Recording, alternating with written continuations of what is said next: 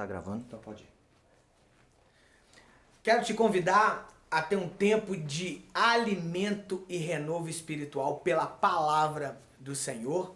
Abra sua Bíblia comigo, João capítulo 11.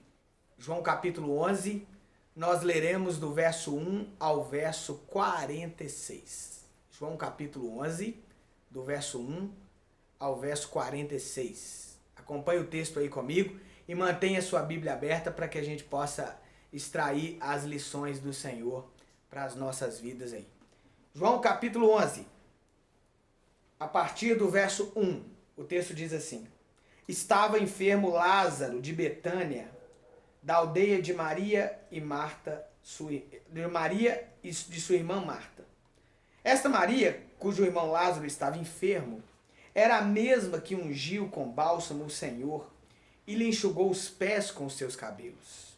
Mandaram, pois, as irmãs de Lázaro dizer a Jesus: Senhor, está enfermo aquele a quem amas. Ao receber a notícia, disse Jesus: Essa enfermidade não é para a morte, e sim para a glória de Deus, a fim de que o Filho de Deus seja por ela glorificado. Ora, amava Jesus a Marta e a sua irmã e a Lázaro. Quando, pois, soube que Lázaro estava doente, ainda se demorou 2 dias no lugar onde estava. Depois disse aos seus discípulos: Vamos outra vez para a Judéia. Disseram-lhe os discípulos: Mestre, ainda agora os judeus procuravam apedrejar-te e voltas para lá? Respondeu Jesus: Não são 12 as horas do dia? Se alguém andar de dia, não tropeça, porque vê a luz desse mundo. Mas se andar de noite, tropeça, porque nele não há luz. Isto dizia e depois lhes acrescentou: Nosso amigo Lázaro adormeceu, mas eu vou despertá-lo. Disseram-lhe, pois, os discípulos: Senhor, se dorme, estará salvo. Jesus, porém, falara com respeito à morte de Lázaro, mas eles supunham que ele havia falado do repouso do sono.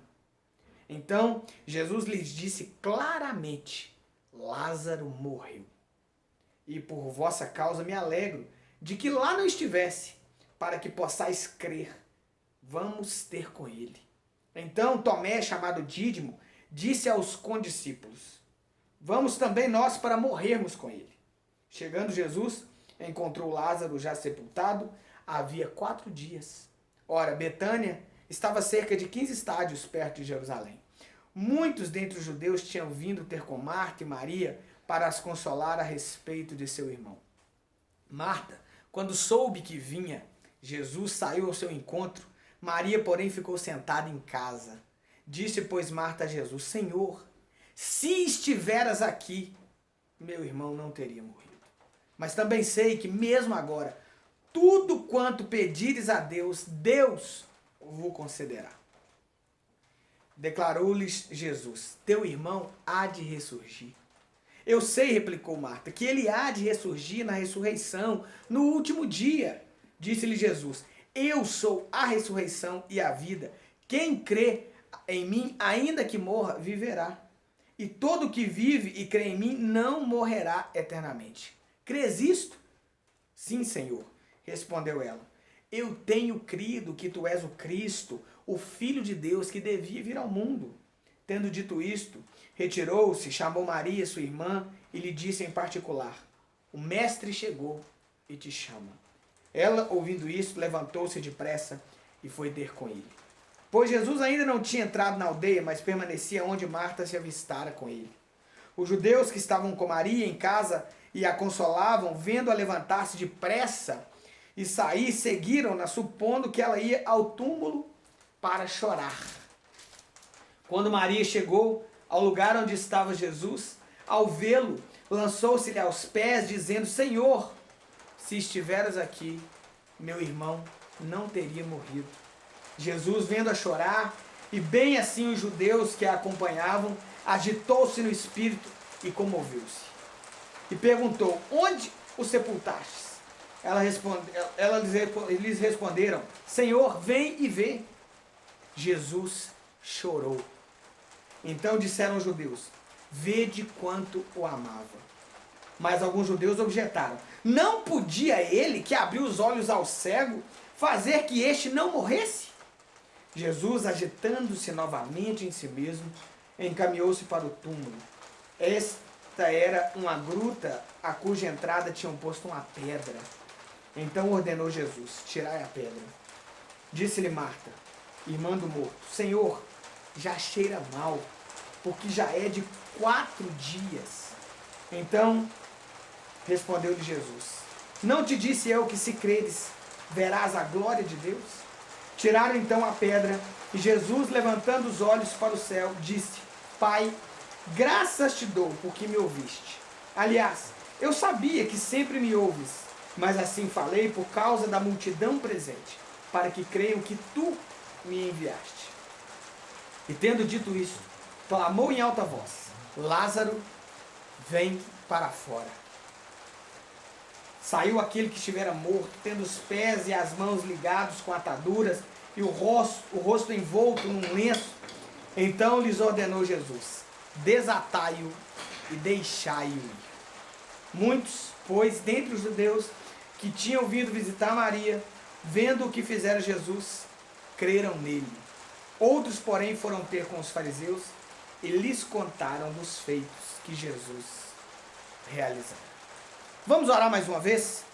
Pede ao Senhor para falar com você. Senhor, em nome de Jesus, fala com a gente. Ajude-nos a ouvir a Tua voz. Ajude-nos a compreender a Tua vontade. Renova a nossa fé, a nossa esperança, a nossa consagração ao Senhor. Em nome de Jesus. Amém. Uma família em crise.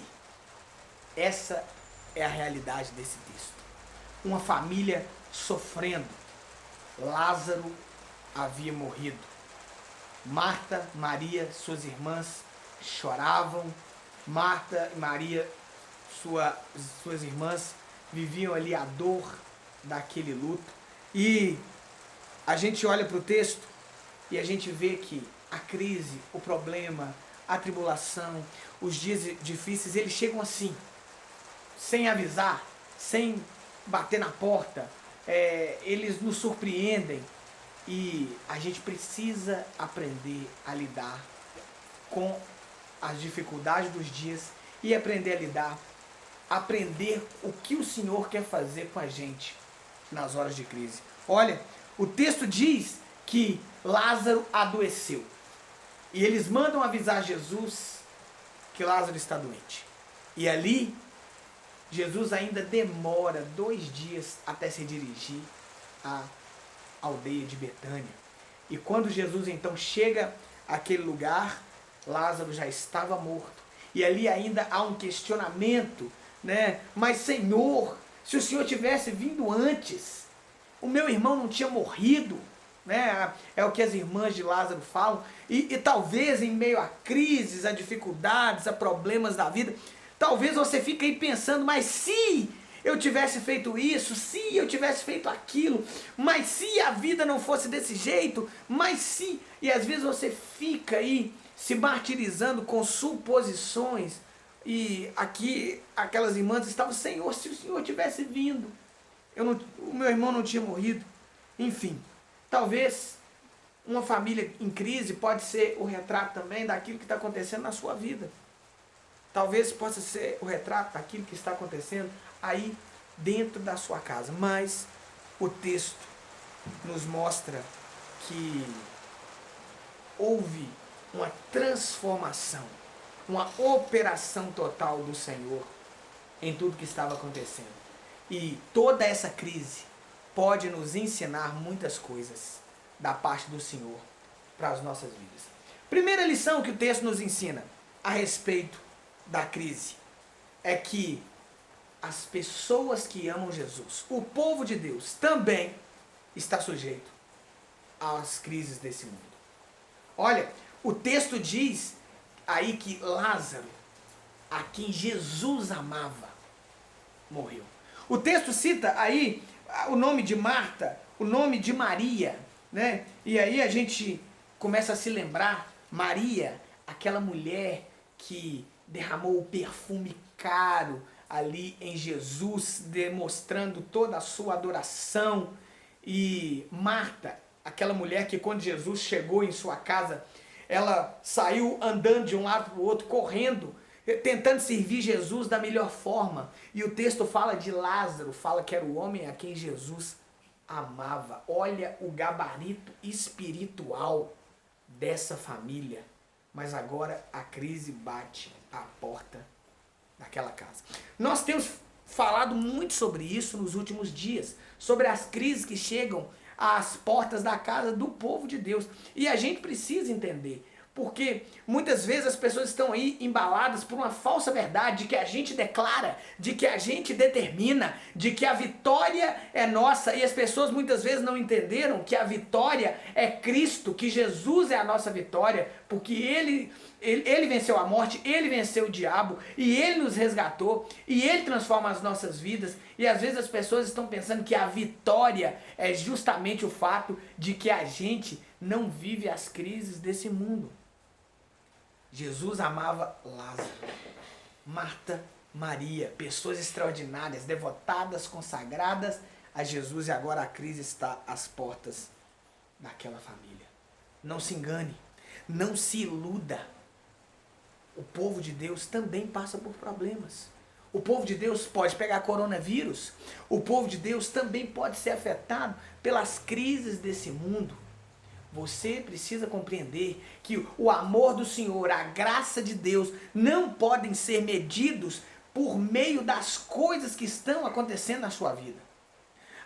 O amor do Senhor, a sua relação com o Senhor, ela não pode ser definida por meio das circunstâncias que estão te envolvendo.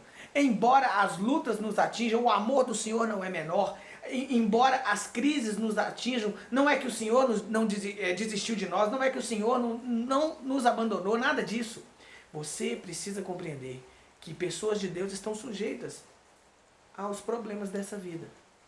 Outra coisa que o texto nos ensina, acompanha aí, olha o que ele diz no verso 4. Ele fala: ao receber a notícia, disse Jesus, essa enfermidade não é para a morte, e sim para a glória de Deus, a fim de que o Filho de Deus seja por ela glorificado. Irmãos, observe aqui, o Senhor Jesus recebe a notícia, Lázaro está doente, e o Senhor Jesus anuncia que a crise que atinge essa família, toda a dor que eles vão viver agora, todo o problema pelo qual eles estão passando, é para a glória de Deus. É para que o nosso Senhor seja glorificado. A segunda lição que o texto nos ensina é que os problemas que nós passamos, as crises que nós vivemos, têm um propósito. Olha, a gente observa no texto, aí algumas pessoas chegam a questionar, porque Jesus não vai quando Lázaro está doente.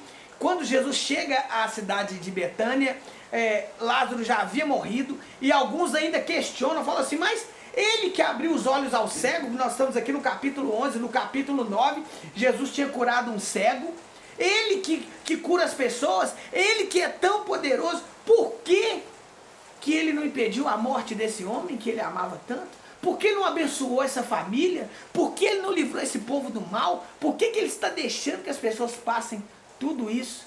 E talvez esse também possa ser o seu questionamento. Olha, se Jesus é o Todo-Poderoso, olha, se a minha fé está no Senhor, olha, se eu estou buscando andar com Jesus, olha, se eu estou aí esperando e confiando no Senhor, olha, se Jesus ele é tão poderoso, ele abençoa tanta gente, ele cura tanta gente, se ele está mesmo no governo, por que ele está deixando que essas coisas aconteçam na minha vida? Por que essas coisas estão acontecendo na minha casa? Por que eu estou vivendo tanta coisa difícil? Por que essas crises estão me assolando dia após dia? Olha, o Senhor Jesus responde que as crises, elas têm um propósito.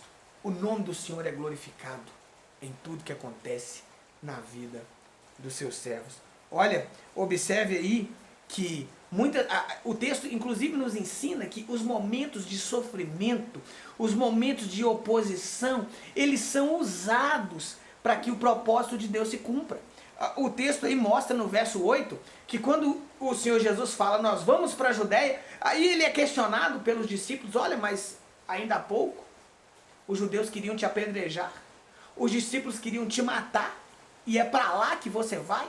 E o Senhor Jesus, ele se dirige para o lugar da oposição, para o lugar da inimizade, ele se dirige para o lugar do problema, para o lugar onde ele era odiado e ele corria risco de morte, porque ele tinha um propósito na vida de Lázaro. Então percebe que até mesmo a dor, o sofrimento, tudo isso está no pacote do Senhor para cumprir os seus propósitos nas nossas vidas.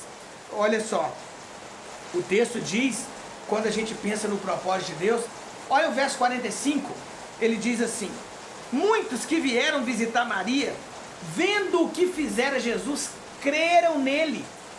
O verso 10, aí, no capítulo 12, no verso 10, ele fala assim, muitos dos judeus, por causa dele, voltavam crendo em Jesus. Aqui, o texto está dizendo que as pessoas que contemplaram tudo aquilo, a dor daquelas irmãs, o sofrimento daquela família, todo aquele luto, e que contemplaram Jesus ressuscitar Lázaro, o texto diz que muitas pessoas creram nele por causa daquele milagre.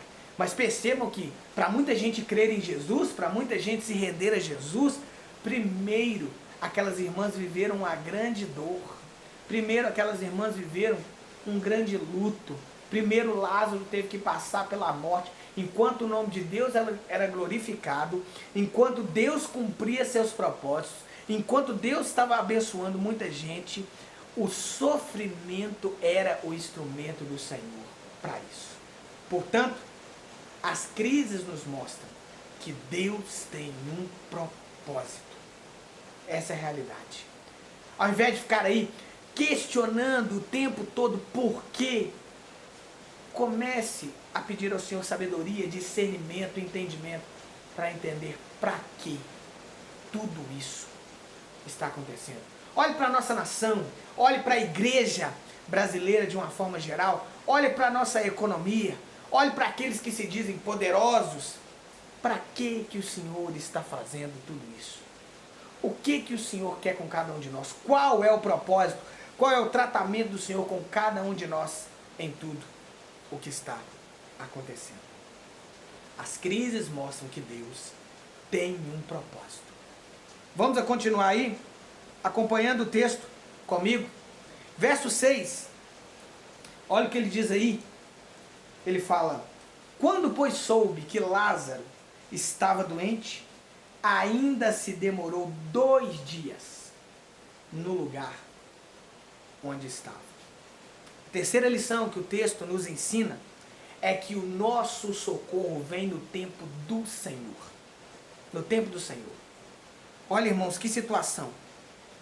As irmãs de Lázaro mandam avisar Jesus. Lázaro, a quem amas, está enfermo.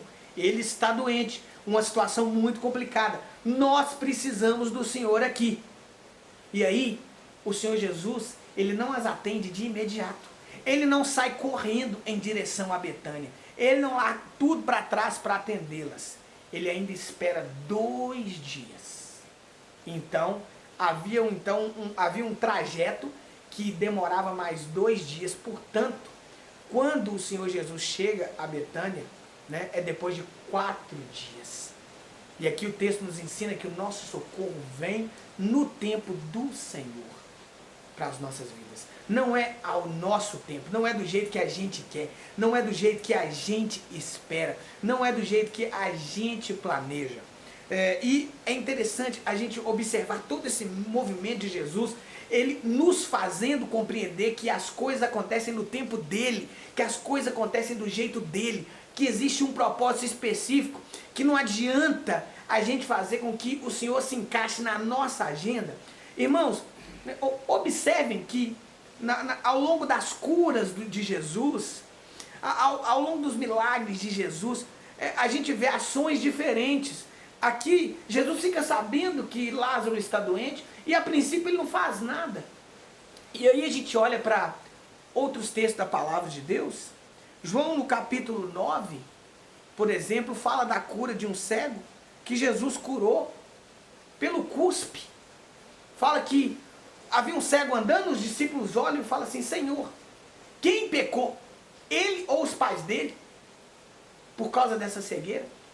E Jesus responde que nem ele, nem os seus pais. Mas ele nasceu cego para que nele se manifestassem as obras de Deus. Jesus, então, cospe no barro, faz um lodo, passa no olho daquele cego e ainda manda que ele vá lavar no tanque de Siloé. E aí você percebe ali que Jesus não fez isso com mais ninguém, porque havia um propósito específico ali, um tratamento específico com aquele cego, né? Daquela forma. Aí por outro lado, a gente vê um cego à beira do caminho, em Jericó. Mateus capítulo 8 fala do cego Bartimeu, que enquanto Jesus passa, ele fala: Jesus, filho de Davi, tem compaixão de mim. E Jesus cura aquele cego, sem mandar ele para lá, sem passar cuspe, sem passar barro, sem enviá-lo para lá se lavar em lugar nenhum. Jesus cura aquele cego ali, imediatamente, sem essa trabalheira toda, justamente mostrando que as coisas acontecem do jeito dele e no tempo dele e não no nosso. Aí a gente observa um caso mais distoante ainda, em que um servo de um centurião está gravemente doente. E aquele centurião, um oficial romano, vai atrás de Jesus e desesperado ele fala: Senhor, me ajuda, tem um servo que eu gosto muito, ele está gravemente doente. E aí aquele homem recebe uma palavra de Jesus. Jesus fala assim: eu vou lá. E aquele homem responde: eu não sou digno nem de que o Senhor entre na minha casa, mas eu sei que com uma palavra sua ele pode ser curado. Irmãos, e à distância, Jesus cura aquele homem sem se encontrar com aquele servo do centurião pessoalmente. E aí, agora, Jesus recebe a notícia de que Lázaro está doente. E Jesus não cura Lázaro à distância. Jesus ele não faz nada. E ele espera a doença se agravar, ele espera Lázaro morrer, justamente para nos mostrar que as coisas acontecem no tempo dele, que o nosso socorro vem no tempo dele, que a ajuda dele para as nossas vidas é do jeito dele e no tempo dele para as nossas vidas. Inclusive, as irmãs questionam quando Jesus chega, né, que já havia sido sepultado, e elas falam: Senhor, se você tivesse aqui, o meu irmão não tinha morrido. Elas questionam: o Senhor podia ter feito alguma coisa, o Senhor podia ter vindo mais depressa. Talvez esse seja o seu questionamento. O Senhor podia ter feito diferente, o Senhor podia ter agido, mas o Senhor não fez nada. O nosso socorro vem no tempo do Senhor, e não no nosso tempo, e não na nossa hora, e não do nosso jeito. É o que o texto ensina pra gente aqui. Continua acompanhando o texto aí comigo. Vamos lá para o verso 20. Verso 20 ao verso 23. Olha o que o texto diz aí. Marta soube que vinha Jesus ao seu encontro. Maria, porém, ficou sentada em casa. Disse, pois, Marta a Jesus: Senhor, se estiveras aqui, não teria morrido o meu irmão. Mas eu também sei que, mesmo agora, tudo quanto pedires a Deus, Deus tu concederá. Declarou-lhe Jesus: teu irmão há de ressurgir. Irmãos, quarta lição que o texto nos ensina é que Jesus é a esperança para superarmos a crise. Jesus é a esperança para a gente vencer os tempos da tribulação. Observe aqui o texto que, naquele momento de dor, naquele momento em que as expectativas já haviam sido frustradas, no momento em que Jesus chega na cidade e Lázaro já havia sido sepultado, no momento em que eles já estavam sofrendo muito e que elas falam: se o Senhor tivesse aqui, meu irmão, ele não teria morrido. No momento em que Marta está falando de morte, Jesus vem falando de vida, Jesus vem mudando o discurso, Jesus vem com outra conversa, Jesus vem mudando aquele quadro. Enquanto ela fala, que o meu irmão morreu, Jesus fala, mas ele há de ressurgir. Jesus vem trazendo uma esperança nova. Essa é a lição. Jesus é a esperança. Enquanto a gente está falando de morte, Jesus está trazendo vida. Enquanto a gente está falando de destruição, Jesus está trazendo salvação. Enquanto a gente está vendo trevas e um abismo profundo, Jesus está trazendo luz. Ele vem mudando todo aquele quadro. Ele vem mudando toda aquela conversa. Talvez você esteja aí, assim, pensando que não tem mais jeito. Você aí esteja assim numa situação em que você não sabe mais o que fazer e de fato você não espera mais nada, e talvez o problema seja justamente esse.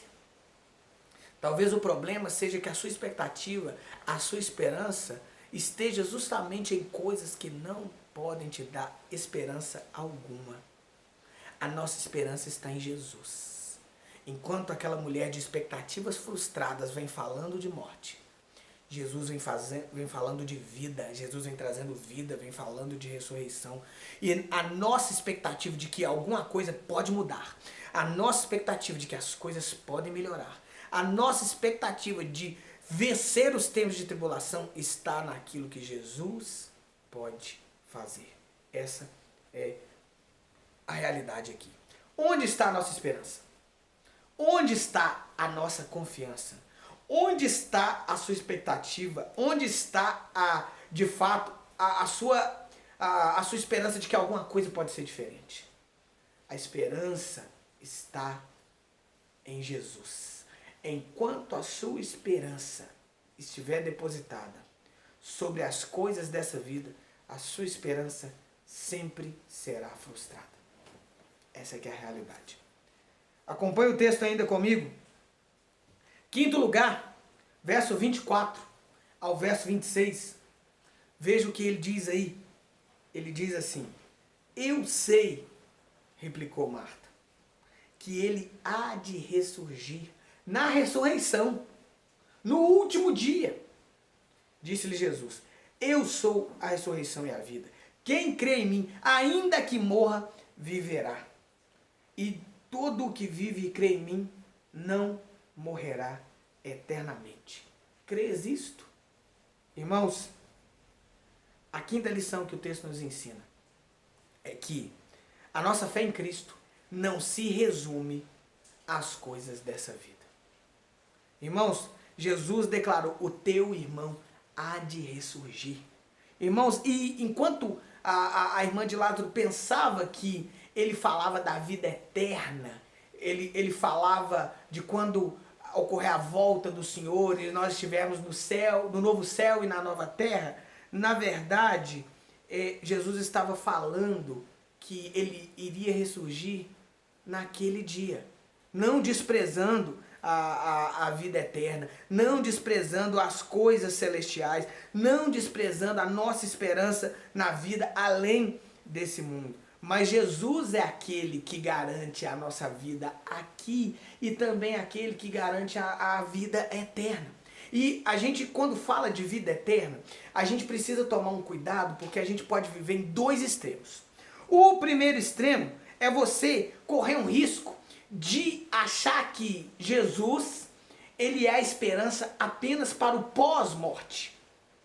Existem pessoas que quando a gente fala de Jesus, de salvação, do plano de Deus, eles entendem que Jesus é apenas uma solução para após a morte, para depois dessa vida. E é baseado nessa visão que muitas pessoas, muitos jovens, quando ouvem o Evangelho, eles falam assim: não, eu creio, eu sei que isso é verdade, eu sei que esse é o caminho, eu sei que de fato essa é que é a vontade de Deus. Aí eles falam assim: mas eu ainda estou novo, eu ainda tenho muito para curtir nessa vida. E aí a gente percebe como a ilusão de que Jesus é apenas um benefício pós-morte faz com que as pessoas desprezem aquilo que Jesus tem para fazer na nossa vida aqui. na realidade desse mundo. Então, esse é um problema, o extremo de pensar que Jesus está apenas querendo nos abençoar depois dessa vida. Eu me lembro do texto de Lucas, no verso 18, no capítulo 18, no verso 30, em que Jesus está falando das pessoas que abrem mão de tudo para segui-lo. E aí, Jesus ele fala assim, respondendo a Pedro. Ele fala que as pessoas que abrem mão de coisas dessa vida para segui-lo, ele fala assim, elas receberão muitas vezes mais no presente e no mundo por vir a vida eterna. Com isso, Jesus está nos mostrando que tem muita coisa que Ele quer fazer nas nossas vidas aqui. Tem muitas coisas da parte dele que nós vamos desfrutar aqui. Com isso, Jesus está dizendo que você tem muito para viver da parte do Senhor aqui, nesse mundo. Por outro lado, nós temos as pessoas que vivem no outro extremo, que as pessoas que estão apegadas às coisas dessa terra e as pessoas que estão focadas em esperar que tudo o que Jesus para fazer é aqui.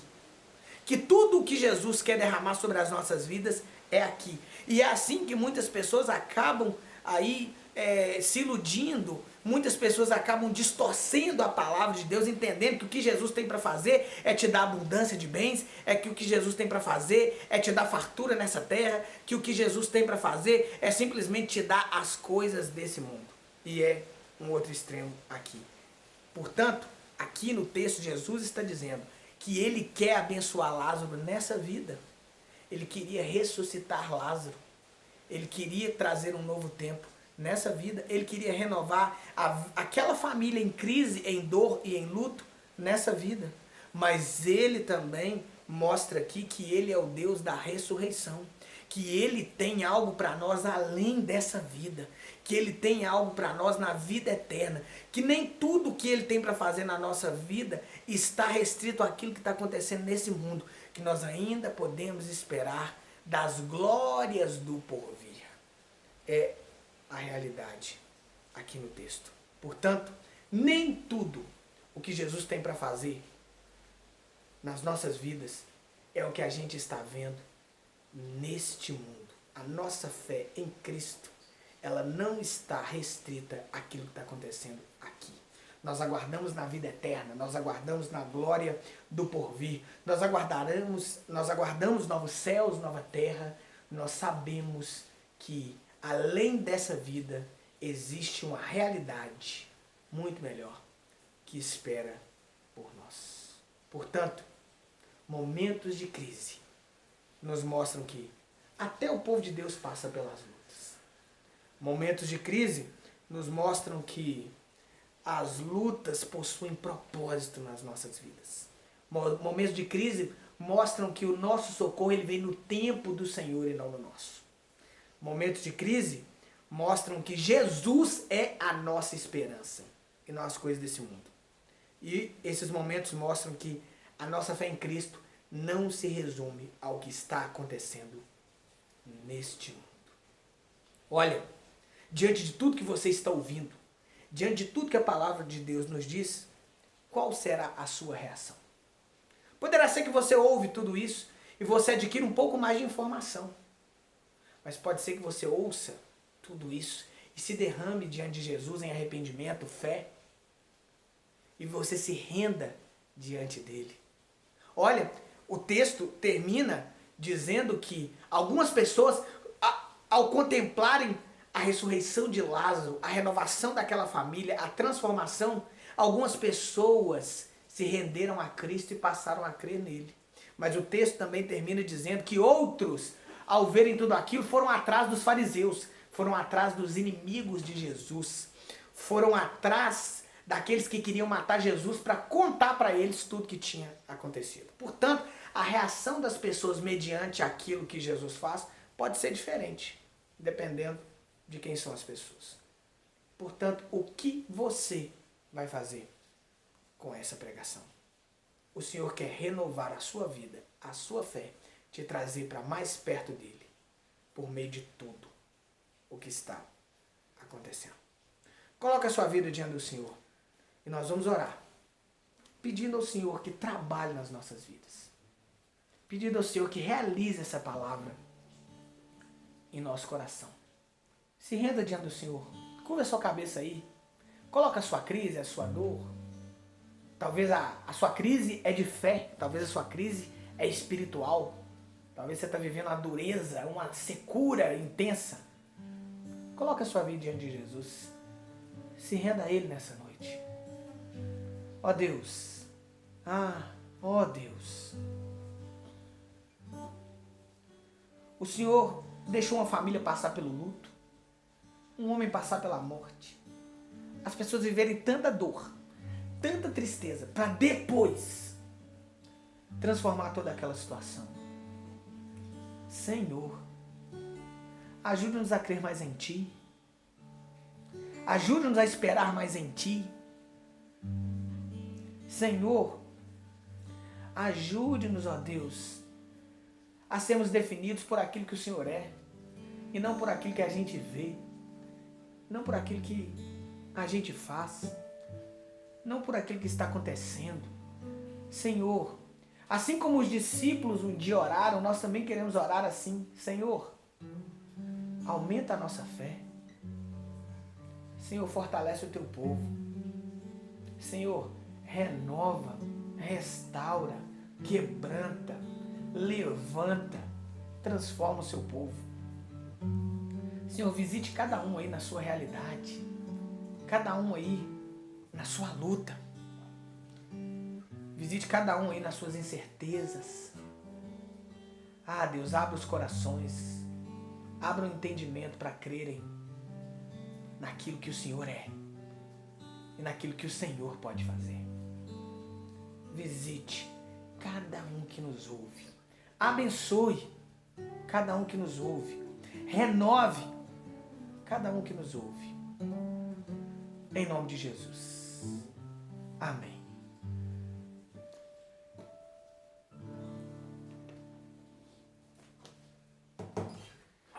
Aleluia. Show? Amém. 37.